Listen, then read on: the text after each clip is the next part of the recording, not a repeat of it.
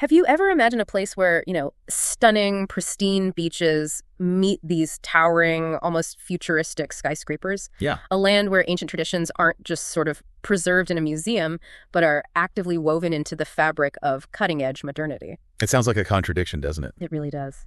Today, we're taking a deep dive into Malaysia, a country that truly embodies these fascinating contradictions and, well, just incredible vibrancy. Right.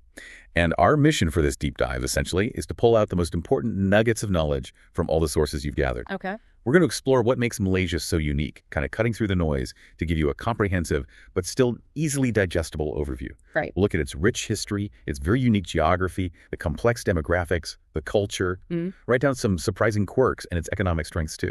Sounds good, because for many people, I think Malaysia immediately brings up images of an idyllic tourist spot in Southeast Asia. You know, those famous tropical islands, the beaches, maybe iconic places like the Kuala Lumpur Bird Park. It's definitely known for leisure and beauty. Absolutely. But there's just so much more going on beneath the surface, isn't there? There really is, and it's quite striking just how geographically distinct Malaysia is.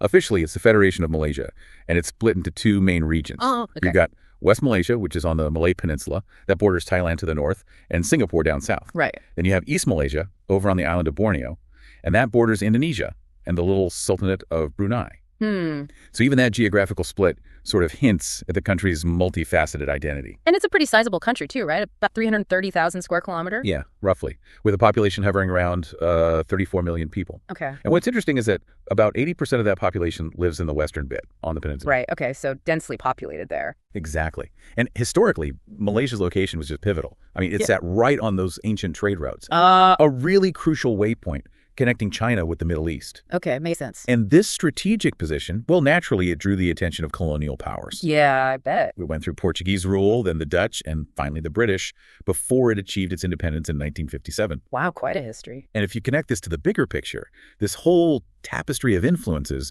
has profoundly shaped the Malaysia we see today. It's not just one thing. And it's not just its history that sets it apart. Its political structure is really unique, too. It's a constitutional monarchy, 13 states. But the really distinctive part, and I think it's the only country in the world that does this, is how they choose their king. Right, the rotational monarchy. Exactly. Every 5 years, chosen from among the sultans of the states. It's largely symbolic, yeah. But what a distinct, almost democratic approach to traditional monarchy. Very distinct. And speaking of distinct, let's talk about Kuala Lumpur, KL. Yes. The capital. It's nestled in West Malaysia, home to about 2 million people now? Around that, yeah. What's really fascinating is that just back in the mid-20th century, this huge, bustling city was basically uninhabited tropical forest. No way. Yeah. It started as a small mining settlement, founded by Chinese miners, actually. Oh, interesting. And that drew in diverse settlers from all over, transforming it into the dynamic city it is now. It's a huge tourist draw because of that mix, the culture, the history, nature nearby, amazing modern architecture, and of course, the shopping malls. You can't forget the malls, and if you're thinking KL, you're probably thinking of Malaysia's most iconic symbol. That would be the Petronas Towers. Exactly. Standing at a massive 452 meters tall, they are the world's tallest twin towers. Yep. And they were the tallest building globally until 2004. It's a powerful symbol of Malaysia's rapid modernization, wouldn't you say? Absolutely. A real statement. Yeah. So we've touched on geography, history, the capital. Now let's dive into Malaysia's incredible cultural mosaic, because this, I think, is where the country really reveals its unique character. Agreed. It's this place where diverse ethnic groups don't just, live side by side, but actively shape a shared national experience. How do they manage that? Well, it's a really fascinating dynamic. Our sources show the main ethnic groups are Malays, Chinese, and Indians, plus other indigenous communities. Right. Now, here's a key point. While Malays might be listed as about 22% in some contexts, there's a constitutional definition. Okay. By constitution, all Malays must be Muslim. And by that definition, they make up a larger group, maybe around 55% of the population. That's a crucial distinction. So being Malay is constitutionally tied to being Muslim. Exactly. And that's a foundational element that influences so much in Malaysian society. Okay. So Malay is the official language, but you mentioned English is widely spoken. That's good for visitors. Very widely spoken, yes. And what's quite remarkable, tying back to that diversity, is that government services and schools also offer education in languages like Mandarin and Tamil. Really? Yeah, for the Chinese and Indian communities. This commitment to multilingualism contributes to a high level of education generally, which is a big reason why Malaysia attracts so many foreign students. That makes sense. And Islam's role, you said it's central. It is. It arrived way back in the 14th century, brought by merchants. Today, it's the official religion, and about 60% of the population is Muslim. Okay. But here's the significant part. Sharia law, or Islamic law, applies only to Muslims. Only to Muslims, okay. Which creates this dual legal system that profoundly shapes daily life. So you have the civil legal system running parallel to the Islamic legal system. How did that actually play out day to day? It must create some very different experiences for Muslims versus non-Muslims. It absolutely does. And this is where you see those fascinating contradictions we mentioned earlier really come to life. Like what? Give us an example. Okay, so take alcohol. Yeah. Strictly prohibited for Muslims, right? Right. But it's readily available in hotels or businesses owned by Chinese or Indians. So you actually have quite an active nightlife for non-Muslims, even in a Muslim-majority country. Interesting. But for Muslims, there are strict penalties for not following religious rules. Public intoxication can mean fines, maybe short jail time. Wow. Not fasting during Ramadan can lead to fines or even imprisonment. Missing Friday prayers 3 times in a row, that can mean a 6-month sentence. Serious consequences. Very. And another really striking example is changing religion. A Muslim cannot legally convert without judicial authorization. Which is Almost always denied. And in a couple of states, Kelantan and Terengganu, abandoning Islam, can technically carry the death penalty. That's intense. It is. Now, the veil, the headscarf for Muslim women, isn't legally mandatory nationwide, but it's very common. Yeah. Strong cultural and social reasons for that. And universities tend to have pretty strict dress codes. Even things like public displays of affection, kissing in public, generally discouraged. You might even see warning signs about it. So a real contrast in public versus private or Muslim versus non-Muslim spheres. And didn't this extend to things like censorship too? I remember reading something about that. Yes, absolutely. There have been cases of songs or films being banned. Despacito was famously banned for a while. The song, wow. Yep. And perhaps one of the most unique laws, which was only changed in 2021, was the one that prohibited non-Muslims from using the word Allah. Really? Just the word? Just the word Allah. Malaysia was the only country with that specific restriction. But like I said, that's been lifted now. Okay. So looking at the broader society, are there inequalities baked into this multicultural system? Well, it's important to acknowledge that, yes, some dynamics exist. Serious crimes like murder, drug trafficking, treason, they carry the death penalty. Right. And socially, while the Chinese community is often economically powerful, there can be a perception sometimes of them being treated as second-class citizens. The Indian community, conversely, often finds itself lower on the socioeconomic ladder. And marriage between different religions. Interreligious marriages aren't legally recognized unless the non-Muslim partner converts to Islam. Ah. And there's also the Bumiputras status, literally sons of the soil. These are special privileges mainly for Malays and other indigenous groups. Okay. How does that work with mixed families? Interestingly, a child gets these benefits if their father is Malay and the mother is of another ethnicity, but not the other way around. If the mother is Malay and the father is foreign, the child doesn't automatically get Bumiputra status. Wow, that's very specific. It is. But despite all these complexities, these legal lines, the sources also paint a picture of, well, harmony, right? Tourists find Malaysians welcoming. Overwhelmingly so, yes. The feedback is generally very positive, educated, incredibly hospitable, deeply respectful. Good to hear. And there is a remarkable relative harmony between the different groups day to day, a mutual respect for beliefs. You literally see mosques, Buddhist temples, Hindu temples, Christian churches, often very close to each other, coexisting. That visual must be quite striking. It is. And maybe the best illustration of this active coexistence is the number of public holidays. Oh. Malaysia have one of the highest numbers in the world because they celebrate major Muslim festivals, Chinese New Year, Hindu festivals like Deepavali, all as national holidays. It's a real, tangible sharing of cultural space. That's a great point. It's like an active negotiation of shared life.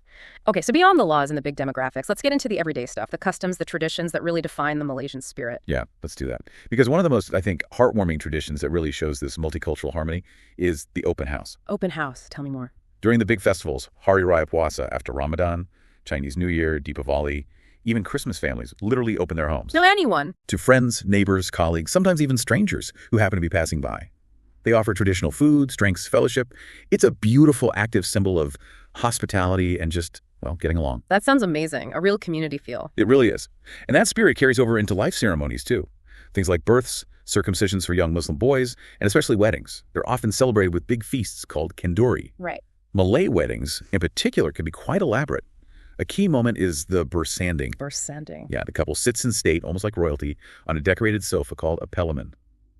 They receive blessings, and guests sprinkle them with perfumed water and yellow rice. For good luck. For fertility and prosperity, exactly. Beautiful rituals. And the traditional clothing, it sounds quite distinctive. It is, and it tells a story, too. For men, you have the baju Melayu, that's a long, loose shirt worn over trousers, often paired with a songkok, which is a black velvet cap, or a kopia, a white cap usually for prayers. For women, the common attire is the baju kurung. It's a long tunic worn over a skirt, often made from really vibrant materials like batik, silk, or intricately woven songkit fabric. And usually worn with a selendang, a matching shawl that can cover the head. Sounds elegant. And modest, I suppose. Yes, the emphasis is generally on conservative dress, aligning with both Islamic precepts and broader cultural norms of modesty. Makes sense. And general etiquette. Respect seems key. Hugely important. There's a very strong emphasis on respecting elders. Children are expected to be obedient to their parents. It's a core value. How about greetings? A common traditional greeting, especially among Muslims, is Assalamu alaikum. Which means? Peace be upon you, a lovely sentiment. And another custom you'll notice is the use of the right hand. For what? For eating, for giving or receiving things, basically for all good deeds. The left hand is traditionally considered unclean in Islamic tradition. It's one of those small, everyday things that reinforces the cultural fabric. Got it. Right hand for good things. And the arts. Music, crafts. Oh, incredibly vibrant. You have the indigenous peoples like the Orang Ulu in East Malaysia, who are just renowned for their crafts. Amazing wood carving, intricate embroidery, weaving with natural fibers, creating these spiritual sculptures. And the music. You hear traditional ensembles like the percussive gamelan or the Royal Nobat orchestras, instruments like the Rebana uni drum, the kampong tambourine, the sepi, which is a kind of lute or flute. A rich soundscape. Definitely. And dances. There's a lively joget, the graceful Datun Julut or hornbill dance from Sarawak, the Sumazao from Saiba, the Triana Lilin or candle dance. Even Salat, the martial art, is often performed as a beautiful rhythmic dance. Each tells a part of Malaysia's diverse story. And you mentioned harvest festivals earlier in East Malaysia. Yes, those are really significant. Yeah. The Gawai Dayak, celebrated by the Iban and Bidayu people, and the Kamatan Festival of Kadazan Dusun, they mark the end of the rice harvest season. Big celebrations honoring their agricultural roots and spiritual heritage. Really brings communities together. It sounds like it. What about architecture? Anything unique there? Well, the traditional rural Malay house is fascinating. Often built from wood and palm leaves, and typically elevated on stilts. Why stilts? A couple of reasons. Protection from floods, which can happen in a tropical climate, and also keeps out animals. Plus, it allows air to circulate underneath, helping to cool the house naturally. It's a really clever adaptation to the environment. Smart design. And any modern curiosities catching on? Yeah, a couple of interesting things. There's a growing market for halal cosmetics, especially among younger Malaysians, the millennials, who are very influenced by social media and looking for quality assurance. Halal cosmetics. Interesting. Yeah. Also, there seems to be a strong awareness of global cultural diversity. You see things like intercultural learning centers popping up for migrant children. That's positive. And another thing, among university students at least, there's a growing recognition of the importance of mental health. They're starting to talk more about socio-environmental causes and showing positive attitudes towards helping others, even if there's still maybe some reluctance to discuss their own issues openly. So definitely a society in flux, evolving. Okay, so we've covered culture, traditions. Let's shift gears a bit. Let's talk about Malaysia's economy. Because it's not just culturally rich, it's a pretty significant economic player in the region, right? Oh, absolutely. It's really quite impressive how Malaysia has developed. It's considered one of the most stable and, well, developed nations in Southeast Asia. What drives that? It's rich in natural resources, for one. Oil and tin have historically been very important. Right. It also has a strong manufacturing base. Think automotive. They have their own national car brand, Proton. Ah, yes, Proton. And crucially, if you zoom out and look at the map, Malaysia, along with Singapore, controls the Strait of Malacca. The shipping lane. The major shipping lane. Something like 40% of all global maritime trade passes through that narrow strait. 40%. Wow. Yeah. So having strategic control over that is an immense economic advantage. It really underlines Malaysia's global importance. And that global connection is reflected in their passport strength, too, I gather. It is, yeah. The Malaysian passport is ranked pretty high, 4th most powerful in Asia, 13th globally. It gets you into almost every country visa-free or with visa on arrival. Almost everywhere. The main exception is Israel, which they don't have diplomatic relations with. But otherwise, it's a very strong passport. Okay. But what about traveling within Malaysia? Is that straightforward given the east-west split? Ah, that's another one of those interesting nuances. If you're from West Malaysia, the peninsula, you actually need permission to stay longer than 90 days in East Malaysia, Sabah, and Sarawak. Really? Within the same country? Yep. East Malaysia has its own immigration controls. But if you're from East Malaysia, you can travel freely in the West just using your national ID card. Huh. Another layer of complexity shows those distinct regional identities again. Exactly. And just on a practical note, the currency is the ringgit. That's right, the Malaysian ringgit.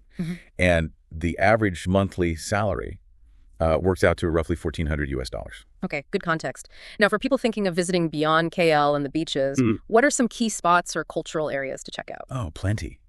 Outside KL, you can find vibrant little India neighborhoods, just bustling with shops selling spices, traditional clothes, gold jewelry, amazing street food. Sounds aromatic. It is. Similarly, you'll find distinct Chinese neighborhoods, often packed with shops selling clothes and goods imported directly from China. And the Batu Caves, just outside KL, are a must-see. It's this huge Hindu temple complex inside limestone caves, guarded by lots of monkeys. Monkeys included, okay. Definitely want your snacks there. And Malaysia is actually famous for its caves in general. They attract a lot of speleologists, cave explorers. Guaki Lut is one of the biggest known cave chambers in the world. Wow. So adventure tourism is big too. For sure. It's generally seen as a pretty affordable and vibrant destination overall. great for diving to amazing beaches, clear water, really rich marine life around the islands. And nightlife. You mentioned KL has options despite the rules for Muslims? Absolutely. The Bukit Bintang area in Kuala Lumpur is the main hub for that. Yeah. Super lively, full of shops, restaurants, bars, clubs.